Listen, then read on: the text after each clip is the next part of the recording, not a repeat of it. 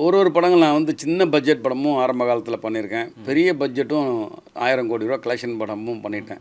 So அந்த மாதிரி எனக்கு இருக்கும்போது, எனக்கு டைரக்டர் சொல்கிற சீக்வன்ஸை நான் வந்து முதல்ல கோலி சோடான்ற படத்தில் தான் ரிகல்சர் பண்ணி ஃபைட் எடுத்தோம். ஸோ அதை இன்ன வரைக்கும் ஃபாலோ பண்ணிகிட்ருக்கேன். ஸோ அது வந்து ப்ரொடக்ஷனுக்கு ரொம்ப ஹெல்ப்ஃபுல்லாக இருக்குது. நான் வந்து ஒரு 20 நாள் எடுக்க வேண்டிய ஃபைட்டை ஒரு ரிகல்சர் வச்சுட்டு, ஒரு 5 நாள் ரிகல்சர் வச்சுட்டு, அதை 10 நாள் எடுப்பேன் அந்த ஃபைட்டை. ஸோ அது ப்ரொடக்ஷனில் என்னை ரொம்ப பாராட்டுவாங்க. குவாலிட்டியும் நல்லா கொடுப்பேன்.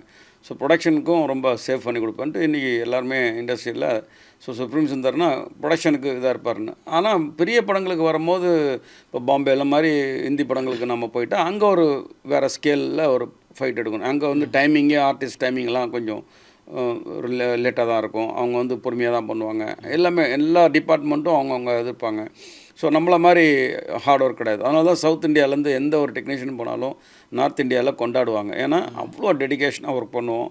நம்மளுக்கு டைம் சேவ் பண்ணுவோம் பயங்கரமாக. ஒரு 8 ஹவர்ஸ் கொடுக்குற 8 ஹவர்ஸில் நாங்கள் வந்து மினிமம் 7 ஹவர்ஸ், அந்த பிரேக் 1 ஹவரை தவிர 7 ஹவர்ஸ் ஷூட்டிங்கை பற்றியே பேசிகிட்டு இருப்போம். கால் டைம்லாம் கரெக்டாக வந்துடுவோம். எதுவும் வேஸ்ட் பண்ண மாட்டோம்.